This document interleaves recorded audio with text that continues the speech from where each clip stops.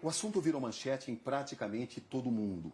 Quem é, afinal, a jovem brasileira que afirma que o jogador Neymar a estuprou?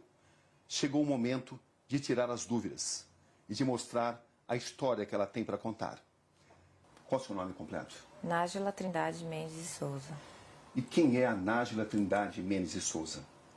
Uma pessoa comum, que trabalha, estuda, sou modelo, estudante de design de interiores, que gosta de esporte, que treina, dança, sou filha, mãe, pessoa comum. Vamos começar com duas perguntas essenciais. Você foi, de fato, vítima de estupro por parte do jogador Neymar ou foi uma relação sexual consentida? Fui vítima de estupro. Você foi vítima de estupro ou foi apenas uma agressão? Agressão juntamente com estupro. Você reafirma que foi vítima de estupro? Fui. Mas por que então seu primeiro advogado diz que você relatou a ele ter sido vítima de uma agressão, não de um estupro? Primeiro que ele não estava acreditando totalmente em mim. E eu senti preconceito da parte dele. Porque ele disse pra mim que... você vai ter que cortar a unha, a gente vai ter que levar isso pra frente, mas você... Então, o que deu a entender que você foi estuprada, você não foi estuprada, você deu porque você quis, você fez porque você quis. Então eu não vou eu vou isentar essa parte, eu não vou colocar essa parte. Vou falar agressão porque eu tenho as provas, você me mostrou as provas da agressão, que foram as fotografias. E eu acho que ele só acreditou em mim porque ele viu a foto que o próprio Neymar mandou pra mim. Minha foto machucada. Como é que você conheceu o Neymar, Nájila? Através de uma rede social. Qual foi a rede social? Instagram. Como é que foram as conversas? Como é que você as escreve? Normal, eu mandei uma imagem pra ele, não era foto nude meu, era um texto. E ele respondeu e a gente começou a trocar mensagens. E depois de um tempo ele pediu o meu WhatsApp e eu passei. O próprio Neymar divulgou alguns trechos onde aparecem conversas de cunho sexual. Uhum. Quando é que essas conversas começaram? Naquele momento. Do WhatsApp. E você tinha ciência de que uma relação sexual poderia acontecer? Sim, o meu intuito era esse. Era o seu intuito? O meu intuito era ter uma relação sexual com ele. Desde quando você passou a pensar dessa forma? Quando eu comecei a falar com ele. Em que situação você viajou para Paris para encontrar o Neymar? Não, quem é que pagou a passagem? Ele. Ele pagou. E as suas despesas, quem pagou? Ele, do hotel. Isso ficou claro desde o início? Não, a gente conversou, eu conversei com ele como uma pessoa comum. Eu queria, era um intuito sexual, era um desejo meu. Acho que ficou até claro para ele isso.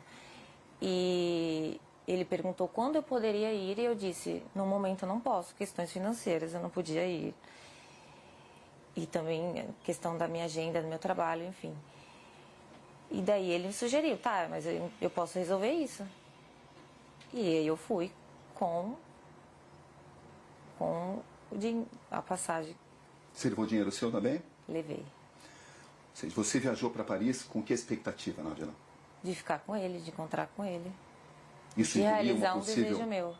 Isso incluía uma possível relação sexual?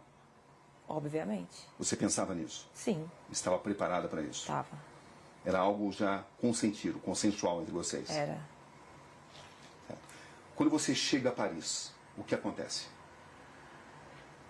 Eu vou pro hotel, ele me manda mensagem falando que ia para uma festa e que ia passar lá antes para me dar um beijo, para me cumprimentar antes de ir nessa festa. E a partir disso, o que acontece? Eu tinha um desejo de ficar com o Neymar. E quando eu chego lá, tava tudo bem, tava tudo legal as mensagens, uhul, eu ia conseguir, entendeu? Só que quando eu cheguei lá, ele estava agressivo, totalmente diferente daquele cara que eu conheci nas mensagens. Até aí, tudo bem. Como eu tinha muita vontade de ficar com ele, falei, ok, vou tentar manejar aqui. E a gente começou a trocar carícias, começou a ficar, a se beijar. E daí ele me despiu. Eu não Até achei... então foi tudo consensual. Foi. Até aí tudo bem. Sim. Só que depois ele começou a me bater. E eu falei assim, nos primeiros, ok, tava tudo certo. Só que depois começou a me machucar muito. E eu falei, para. Você falou isso de forma clara?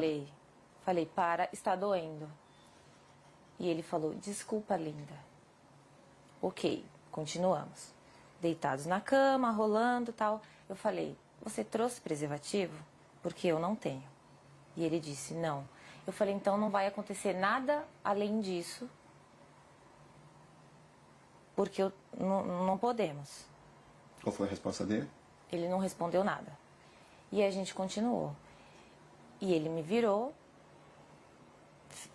cometeu o ato, e eu pedi para ele parar. Enquanto ele cometia o ato, ele continuava batendo na minha bunda violentamente. E depois eu girei. Foi tudo muito rápido, questão de segundos, e me retirei. Foi isso que aconteceu.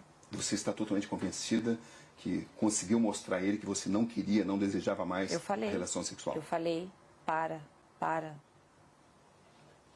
Não, para. Eu falei. E ele nunca disse nada a você? Ele não se comunicava muito. Ele só agia. Ou seja, você estava preparada para uma relação sexual consensual? Estava. E quando é que essa relação sexual consensual se transformou, na sua visão, em um ato de estupro? A partir do momento que ele se tornou agressivo, a partir do momento que eu perguntei para ele se ele tinha levado o preservativo, que eu não tinha, e ele falou que não, e eu falei para ele, então não podemos. Então só vamos trocar carícia, vamos continuar aqui. E ele concordou, com o silêncio eu entendi como concordância. E quando ele me virou, ele já foi cometendo ato. Então assim, ele não entrou em um acordo comigo, não, eu não trouxe, mas eu tô afim, eu quero. Não, ele ficou calado. Então para mim, ele tinha entendido que não poderíamos ir além daquilo do que já estávamos fazendo. Ele te obrigou a manter relação sexual? A partir do momento que ele me segurou violentamente me batendo, ele estava me obrigando a ficar ali naquele lugar. Sem uso de preservativo? Sem uso de preservativo. Foi assim que aconteceu a relação sexual? Foi assim que aconteceu. Depois, quando eu saí da cama, quando eu me levantei e fui pro banheiro, eu fiquei, não acreditei, foi tipo uma decepção. E eu fiquei estarrecida, então assim, eu não consegui falar nada pra ele. Não consegui xingar, não consegui chorar, não consegui falar nada. Eu só fiquei em estado de choque, assim. E depois ele levantou, foi pro banheiro, e quando ele entrou por uma porta, eu saí por outra. Você manteve várias mensagens com o Neymar, mesmo depois desse acontecimento, do dia 15? Mantive. Por que você continuou conversando com alguém que a estuprou? Porque primeiro que eu tive que assimilar tudo. Todo o acontecimento. E quando ele saiu do quarto, e eu comecei a entender tudo o que tinha acontecido comigo, e como ele foi estúpido, como ele foi ruim, como ele me violou e me violentou, eu quis fazer justiça. Porque eu não acho que só porque eu estava afim de ficar com ele, ele tinha o direito de fazer aquilo comigo. Então, no primeiro momento, eu não consegui reagir devido aos traumas. E depois eu sabia que se eu não falasse com ele normalmente, fingindo que eu não tinha entendido o que aconteceu, ele não iria mais falar comigo. Eu não teria como provar o que ele fez comigo. O pai do Neymar relata que sofreu uma tentativa de extorsão. Da minha parte, não. Você ficou sabendo disso? Fiquei. Que os seus primeiros advogados tentaram extorquí-lo. Você ficou sabendo disso? Fiquei. E eu comecei a desconfiar disso no momento que ele não deixava dar queixa. Você foi à polícia contra a vontade dos seus advogados? Foi. Inclusive, porque eu tomei essa decisão, ele decidiu abandonar o caso. Você tinha conhecimento de que tinha sido pedido uma indenização ao Neymar e ao pai dele? Não. Ele falou que ia fazer uma reunião com os advogados dele, que era para falar, levar até eles o que estava acontecendo. Entendeu? Você tinha expectativa de receber uma compensação financeira? Não. Eu quero justiça. Ele me fez muito mal e eu estou muito traumatizada até hoje por isso. O que você espera exatamente desse caso? Eu quero que ele pague pelo que ele fez. Você tem consciência do que isso pode representar para o Neymar, Nádia? Eu tenho consciência do que o que aconteceu representa para mim. Uma questão de honra, entendeu? Ele não precisava ter feito aquilo comigo. Não precisava, eu já estava ali para isso, para aquilo. Era um desejo meu, eu sou livre, desimpedida, nós iríamos ficar, eu ia voltar para casa e está tudo certo. Qual é exatamente a sua situação financeira, Nádia, para esclarecer? É verdade que você tem uma dívida de 26 mil e está sofrendo uma ação de despejo?